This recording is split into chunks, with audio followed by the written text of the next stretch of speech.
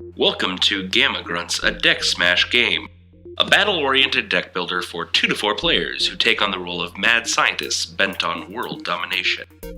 Be the first player to 20 Infamy, or be the last player standing in this aggressive game. Here's a run-through of how to play. There are 3 types of cards in Gamma Grunts that you'll be playing with. The first, and most important, is Gamma Juice. This will be your resource in the game, so it's most important to be mindful of how to use it. The next type of cards are Disruptions, indicated by the orange liquid and lightning bolts.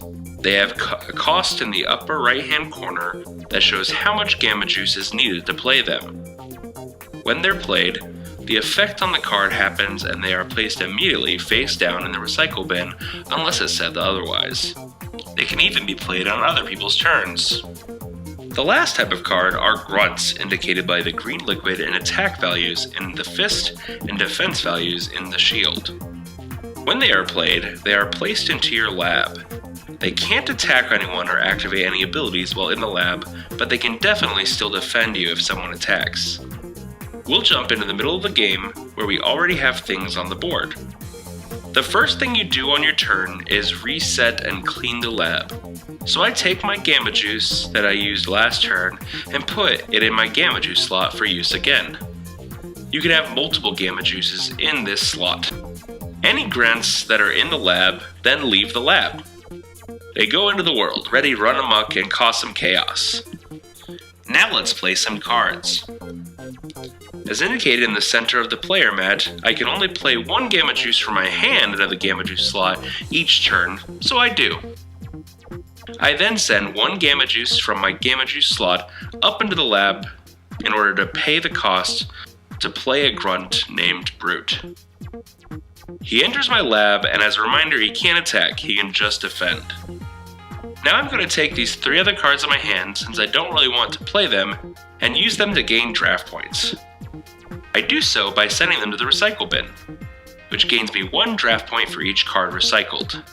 So I gain 3 draft points. Whenever you draft cards using this method, you're only allowed to draft up to 2 cards on your turn, but you can draft any of the cards ranging from 1 to 4 cost from both visible and hidden draft piles. You can do this as long as you have the draft points to get the cards.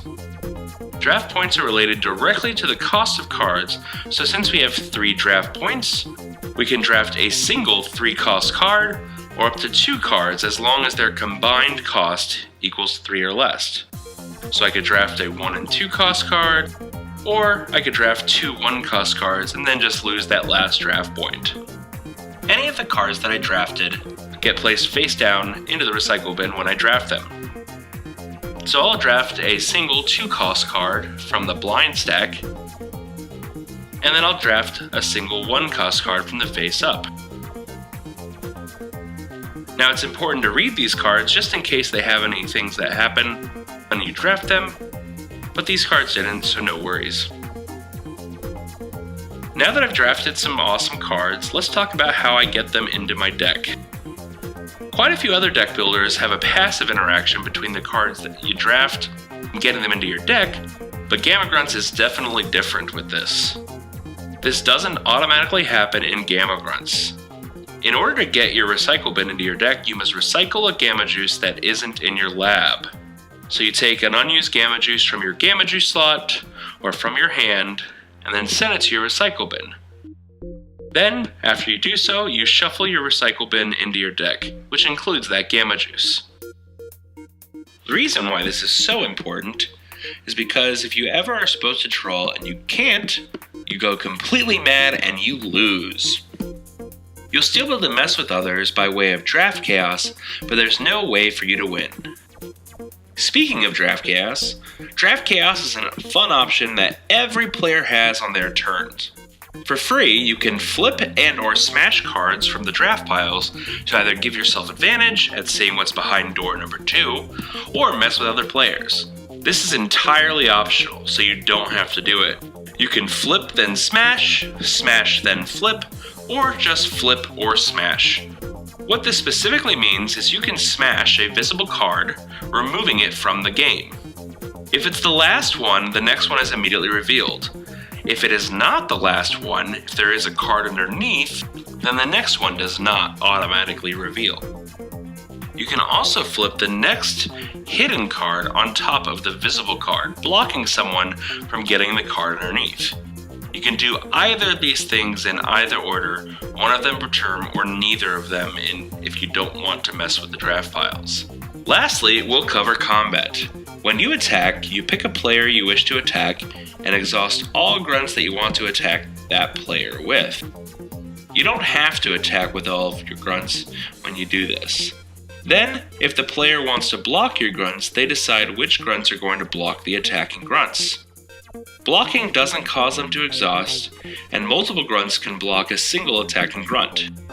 Here, we'll have your brute attack this opponent, and they choose to block with their brute. After you decide to block with your brute, you both have opportunities to play disruptions or activate grunt abilities.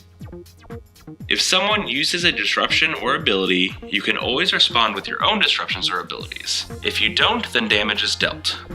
When they are in combat, they both hit each other simultaneously. When they do so, their attack values decrease the other grunt's defense for this combat. If their defense values fall to 0 in this combat, they are smashed. So since both of these brutes have attack values equal to the other's defense values, they both are brought to 0 defense and are smashed. This works the same way if someone is defending with 2 grunts, however the attacker chooses where the damage is dealt. Now comes how to score Infamy. Since your opponent was attacking you and caused you to smash your brute, a single cost card, they gain 1 Infamy, equal to that 1 cost card. Since you also caused your opponent to smash their brute in defense, you too gain 1 Infamy for causing them to smash a 1 cost card. Infamy is always awarded to the active player first. Now, say you don't want to defend with your brute. If you don't defend with your brute, you will take damage directly based on what the attack value is of that brute. For however much damage is being dealt, you must smash that many cards in cost from your hand or deck.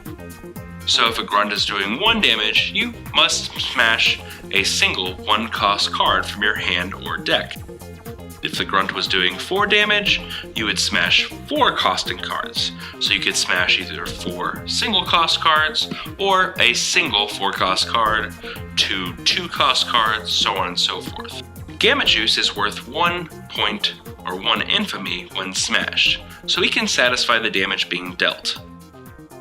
If you don't want to get rid of the cards in your hand or simply don't have anything in your hand, then you must smash from the top of your deck.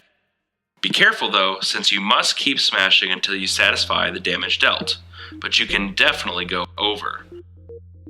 If you flip over a 4 cost card when they are just damaging you for 1, they get extra Infamy and you are out of one of your most powerful cards, so be careful. In closing, here are your turn options. You begin your turn by resetting and cleaning the lab, and you end your turn by drawing up to 5 cards. Everything else in between can be done in whatever order you'd like, as long as you can still do the action. Get to smashing and be sure to keep in mind your Gamma Juice. It's very important. So be sure to like us on social media in the description below, and keep an eye out for the Kickstarter launching August 14th, 2018. Thanks for watching, and get to smashing!